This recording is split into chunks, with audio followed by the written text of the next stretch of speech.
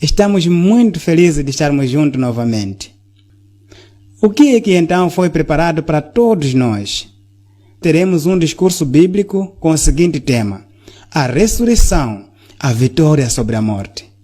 O discurso irá nos ajudar a fortalecermos a nossa fé e esperança na maravilhosa promessa da ressurreição que Jeová Deus nos oferece. Este discurso irá responder às seguintes 3 perguntas importantes. A primeira: o que é a morte? A segunda: por que é que nós morremos? E a terceira: o que é que Jesus disse sobre a ressurreição? Enquanto o orador estiver a explicar a matéria, lendo textos bíblicos, por favor, se tiver a sua Bíblia, nós o incentivamos a acompanhar esses textos na sua Bíblia. A morte talvez seja a maior bênção de todas as bênçãos humanas. De fato, no mundo, a morte é retratada como nosso amigo, como uma passagem entre vários estágios da nossa existência. Mas a pergunta interessante seria: qual é o conceito do Criador da morte? Qual é o conceito da fonte de vida? Como é que ele encara a morte? A resposta dele nós encontramos na primeira carta aos Coríntios.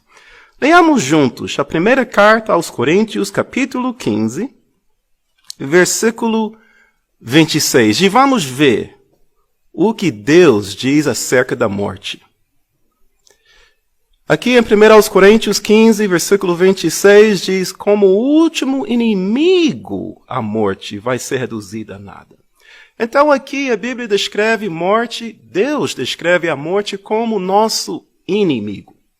E o inimigo é algo ou alguém que fica contra, oposto a uma outra pessoa. E é verdade, a morte é contrário à natureza de Deus, pois Deus não morre. E a morte está em oposição ao propósito de Deus por humanidade. Então, sendo assim, podemos nos perguntar: o que é a morte, afinal? Deus também responde a essa pergunta no livro de Eclesiastes, capítulo 9, versículo 5. Leamos juntos. Eclesiastes, capítulo 9, versículo 5. Aqui, Deus nos dá uma definição muito simples quanto ao que é a morte.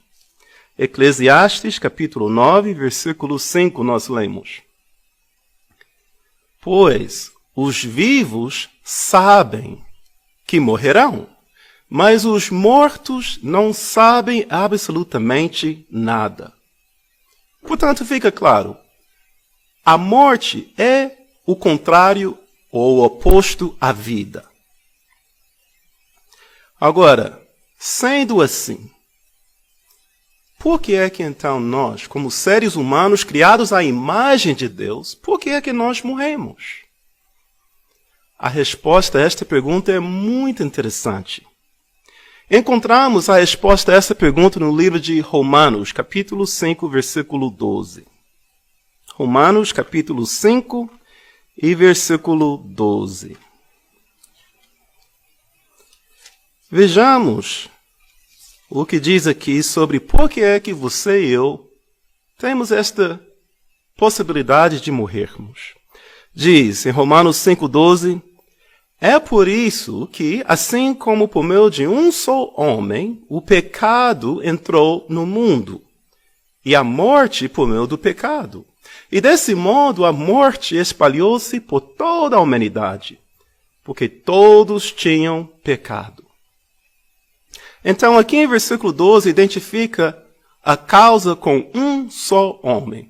Eu acredito que quase todos, se não todos nós, reconhecemos que este um só homem foi Adão. Por meio de Adão, o pecado entrou no mundo. Agora, interessantemente, no uso do termo pecado aqui, não está se referindo a um ato de desobediência. Não está referindo-se ao ato que Adão tomou lá no Jardim do Éden. O termo pecado aqui vem como substantivo, porque descreve não um ato, mas uma condição. Uma condição ou uma deficiência moral. É para descrever o defeito hereditário que Adão introduziu no mundo. E quando fala aqui o mundo, quer dizer toda a humanidade. Adão introduziu em toda a humanidade uma deficiência moral e espiritual. Uma condição pecaminosa. Seria como se fosse um rato que entrou numa casa. Mas diz algo à frente aqui. E desse modo, a morte espalhou-se por toda a humanidade. Imagine, um rato entra numa casa. Só que, por ser fêmea, este rato grávido começa a reproduzir e multiplicar na sua casa. Foi assim com esta condição que entrou em toda a humanidade. Começou a reproduzir, se espalhar, com o seu desfecho, o seu final, sendo a morte. Mas por quê? Explica bem aqui no fim. Porque todos tinham pecado. Agora, digno de nota é que aqui, nesta parte final, o termo pecado não vem mais como substantivo. Vem mais como advérbio. Quer dizer, não está dizendo porque todos possuíam ou possuem o pecado, a condição, não. Está a afirmar que todos nós, devido à condição que nós herdamos, todos nós pecamos, todos nós cometemos pecados. Então, o ponto é que, sim, o pecado começou com Adão e o pecado resulta na morte. Mas cada um de nós temos que reconhecer que nós também somos os donos dos nossos próprios pecados, que resultam na nossa morte. Então, sendo assim, queremos saber o que vence o pecado. Simplesmente falando, o que vence o pecado é a morte. E por quê? Porque depois de morrer, alguém não pode pecar. Mas a pergunta mais intrigante é, o que então vence a morte? Bem, a cura para a morte é a ressurreição. É por isso que nós queremos desenvolver este tema, a ressurreição, a vitória sobre a morte. E para isto precisamos focar a nossa atenção no nosso Salvador, Jesus Cristo. Eu convido a todos a abrirem as suas Bíblias à segunda carta a Timóteo, capítulo 1, versículo 10. Vejamos e analisemos juntos essas palavras fascinantes concernentes a Jesus Cristo. A segunda carta a Timóteo, capítulo 1 e versículo 10. Lemos o seguinte. Mas agora tornou-se claramente evidente pela manifestação do nosso Salvador, Cristo Jesus. Ele aboliu a morte e, por meio das boas novas, lançou luz sobre a vida e a incorrupção. Sim, Jesus lançou luz sobre a questão de vida e a questão de incorrupção. Mas isso quer dizer o quê? Bem, antes de Jesus, as coisas relacionadas com a vida e a ressurreição existiam, mas estavam obscuras, um pouco indistintas. Seria como quando nós acordamos de uma certa manhã a nevoeiro. É claro, nós conseguimos ver objetos e é provável que nós sabemos quais são esses objetos, mas a nossa visão desses objetos não é nítida. Só vai ficar nítida quando o sol se levantar e raiar e brilhar e queimar ou dissipar esse nevoeiro. Então, do mesmo modo, antes de Jesus, o povo de Deus, os servos de Deus, acreditavam na ressurreição, alguns até testemunharam a ressurreição. Só que a compreensão deles não foi nítida, não foi bem clara e exata. E isto só ocorreu quando Jesus chegou e, por meio da pregação das boas novas que ele declarou, ele lançou luz, deixou muito claro. Vamos ilustrar com 2 exemplos. Jesus deixou claro algo espetacular, que haverá uma ressurreição celestial. Os servos de Deus, antes de Jesus, acreditavam na ressurreição, mas não tinham nenhuma noção de que pessoas humanas nascidas aqui na terra seriam, após a morte, levantadas para viverem como criaturas espirituais no céu. Jesus deixou isso claro. Embora, no livro profético de Daniel, capítulo 7, encontramos vários versículos que indicam isso, mas não ficou claro. Foi obscuro. Jesus lançou luz e tudo ficou claro. Agora, relativo a esta ressurreição celestial, Jesus também esclareceu que os que se beneficiariam de tal ressurreição seriam um grupo seletivo. Um grupo de 144 mil. Só.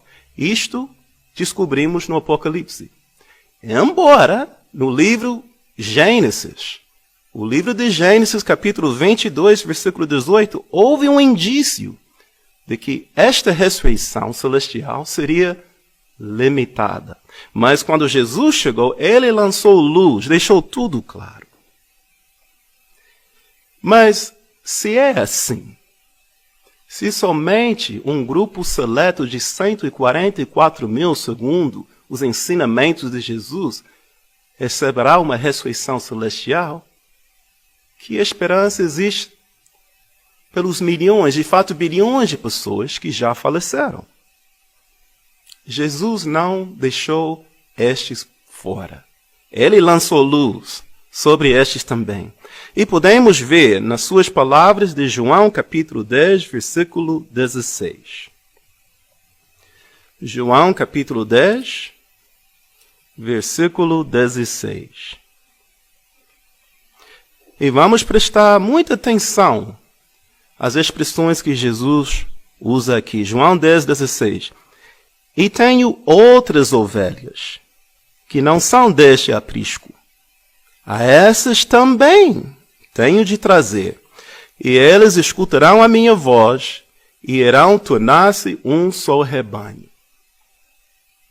Então aqui, Jesus diz, eu tenho outras ovelhas. Referindo-se aos que têm a perspectiva de receber uma ressurreição terrestre, para usufruir de vida eterna no paraíso aqui na terra. Mas interessantemente, ao falar sobre aquele primeiro grupo, ele diz, eu tenho, usando o presente. Por que ele falou no presente? Porque Jesus, naquele momento, estava ciente de que alguns desses que receberiam uma ressurreição terrestre no futuro, já faleceram nos tempos passados.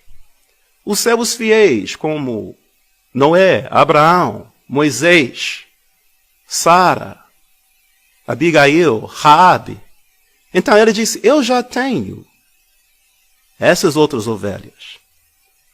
Mas depois ele diz, essas também tenho de trazer. Com esta expressão, ele pula para o futuro. Um acontecimento futuro. Então, ele está agora se referindo-se aos nossos dias, aos nossos tempos indo para frente.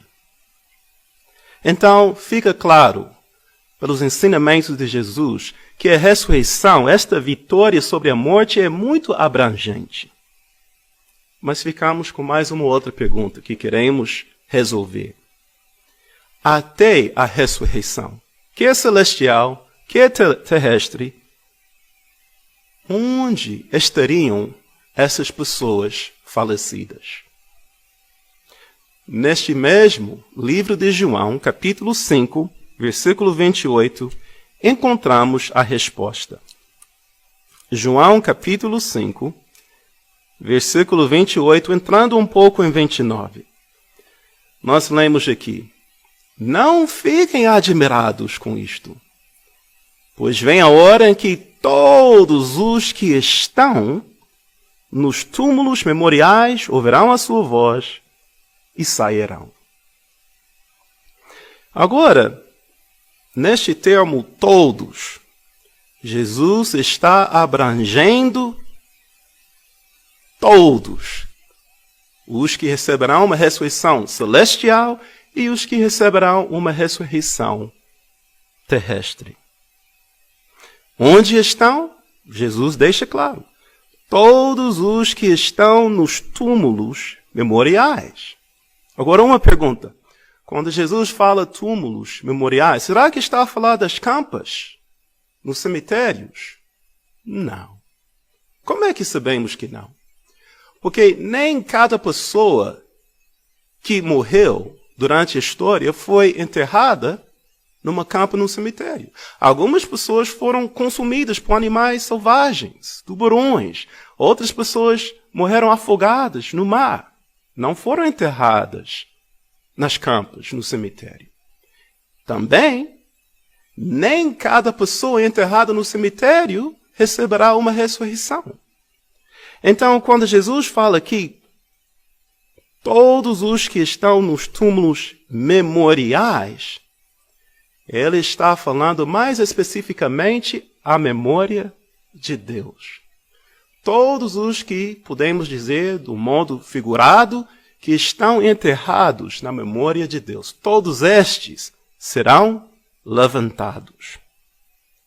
Agora, o livro que quase todos nós já estudamos, e talvez alguns estão estudando agora mesmo, o livro O que nos ensina a Bíblia, faz um comentário no capítulo 7, parágrafo 13, que nos faz pensar muito. Diz, no capítulo 7, parágrafo 13, em parte: Jeová guarda na memória tudo sobre as pessoas que ele vai ressuscitar. Esta declaração é muito profunda. Jeová guarda na memória tudo sobre as pessoas que ele vai ressuscitar. Tudo quer dizer o quê? Tudo. Cada coisa. Quer dizer, Jeová tem que guardar na sua memória cada coisa que uma pessoa já ouviu durante a sua vida. Tem que guardar na memória cada coisa que uma pessoa viu durante a sua vida. Tem que guardar na sua memória cada coisa que a pessoa sentiu na pele durante a sua vida. Cada coisa que a pessoa saboreou na boca, cada cheiro que a pessoa cheirou no nariz. Tem que guardar tudo na sua memória. Tem que guardar na sua memória todas as recordações daquela pessoa que faleceu. E até tem que guardar na sua memória todas as recordações que talvez até aquela pessoa se esqueceu. Para que no momento de ressuscitar aquela pessoa, ela seja a mesmíssima pessoa que vivia antes da morte. Só para ilustrar isso, numa experiência pessoal, uma vez eu estive no Salão do Reino preparando para um encontro, uma reunião com outros irmãos e irmãs.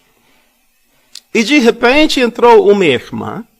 E quando ela entrou no Salão do Reino, eu comecei a cheirar bolachas. E eu falei para a irmã, numa brincadeira, disse: a irmã trouxe bolachas para o nosso lanche hoje. E ela riu e disse: não, irmão, é o meu perfume. Perfume com cheiro, fragrância de bolacha? Sim, irmão. Ok, tudo bem, é a dona que sabe. Mas imagine o cenário. Digamos que por um motivo eu morro.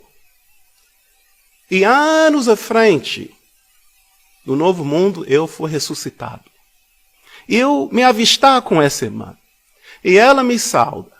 Ah, eu sou fulana. Eu disse, muito bom ver, irmã, tudo bem.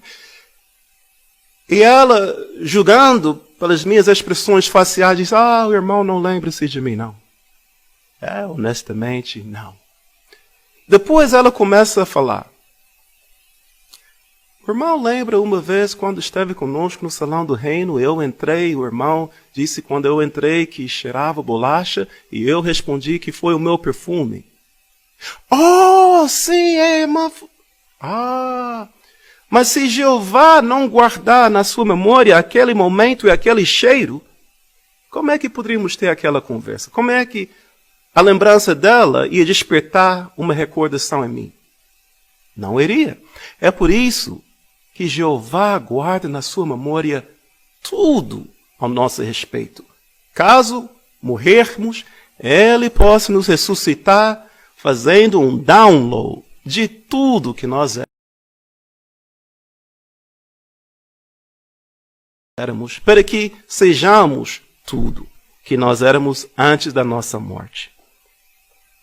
Então esta esperança da ressurreição realmente salienta o grande amor que Jeová tem por cada um de nós. O interesse, a atenção que Ele dá a cada um de nós. Mas uma pergunta. Será que esta ressurreição só vai beneficiar os que foram servos de Deus? Homens e mulheres, ou até adolescentes e crianças fiéis? Não. Jesus lançou luz sobre esta questão também. Vejamos como. Em Lucas capítulo 23. Lucas capítulo 23, versículo 43. Algumas das últimas palavras de Jesus como ser humano. Ele disse em Lucas 23, 43, em verdade, digo-te hoje, estarás comigo no paraíso. Com esta declaração, estarás comigo no paraíso, Jesus abriu amplamente a nossa compreensão da amplitude da ressurreição. A base desta declaração, o apóstolo Paulo podia mais tarde declarar em Atos capítulo 24, versículo 15, eu tenho esperança que haverá uma ressurreição tanto dos justos como dos injustos. De fato, se nós lermos na tradução do Novo Mundo, Atos capítulo 24, versículo 15, vamos encontrar uma referência marginal que vai nos trazer de volta a Lucas capítulo 23, versículo 43. Por quê? Porque aqui Jesus estava falando com quem? Estava falando com um criminoso, um bandido, condenado à morte, que nos últimos momentos se arrependeu e demonstrou uma medida de fé em Jesus. E ele diz, para esse bandido estarás comigo no paraíso. Assim, demonstrando que haverá uma ressurreição que também abrangeria tanto pessoas injustas aos olhos de Jeová. Então, resumindo tudo que nós consideramos, vimos que Jesus lançou luz sobre a vida por deixar bem claro o alcance da ressurreição, junto com o verdadeiro objetivo da ressurreição, a saber, vencer a morte por completo, por conceder a vida eterna. Sim, conforme nós estamos a ver na imagem, esta é uma esperança que nós aguardamos. E por meio de Jesus ganhamos esta esperança. Não simplesmente esperamos que isto vai acontecer. Antes disso, recebemos esta esperança. Foi semeada, foi depositada, foi colocada em nós por meio de Jeová e seu Filho Jesus. No entanto, quando nós pensamos naquela imagem, temos que também levar em conta uma declaração que vem na Sentinela de 2015, o número 15 de agosto, na página 21, no parágrafo 9, que diz: no novo mundo, talvez haja situações em que precisaremos ter paciência. Por exemplo, pode ser que fiquemos sabendo de que pessoas estão muito alegres porque seus parentes e amigos foram ressuscitados. Mas nós mesmos, talvez tenhamos de esperar pela ressurreição de pessoas que amamos. Talvez não seria tão lógica imaginar que a ressurreição vai acontecer no mundo todo num único momento. De fato, a enciclopédia bíblica perspicaz das Escrituras, no volume 3, na página 439, explica que possivelmente, a ressurreição de todos os mortos poderia demorar por alguns séculos, centenas de anos. Pouco. Mas não importa a hora em que nós vamos receber o nosso ente querido. O que nós sabemos é que vamos nos alegrar nesta vitória sobre a morte. E como é que a ressurreição mostra-se ser uma vitória sobre a morte? Bem, primeiro, por meio da ressurreição, Jesus é capaz de desfazer todas as obras do diabo. Segundo, por meio da ressurreição, somos consolados caso lidarmos com uma doença crônica e terminal. E muitos dos nossos irmãos e amigos estão nesta situação.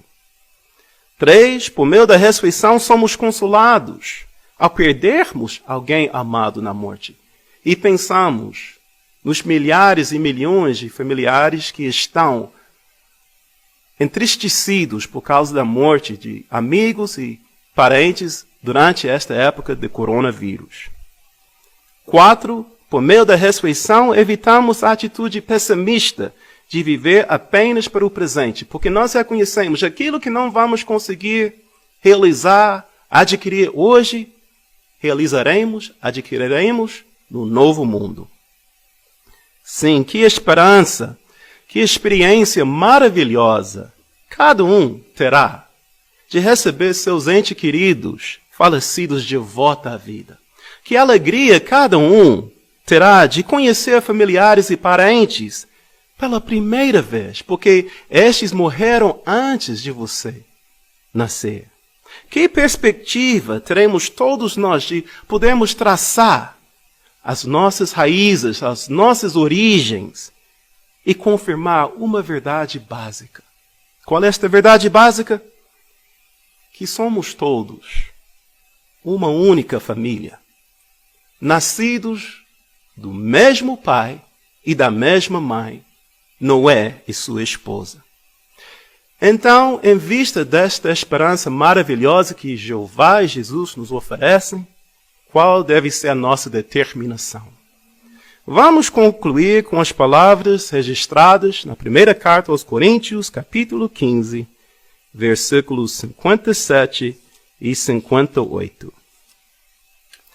A primeira carta aos Coríntios, capítulo 15, versículos 57 e 58. Contudo, sejam dadas graças a Deus, pois Ele dá-nos a vitória por meio do nosso Senhor Jesus Cristo.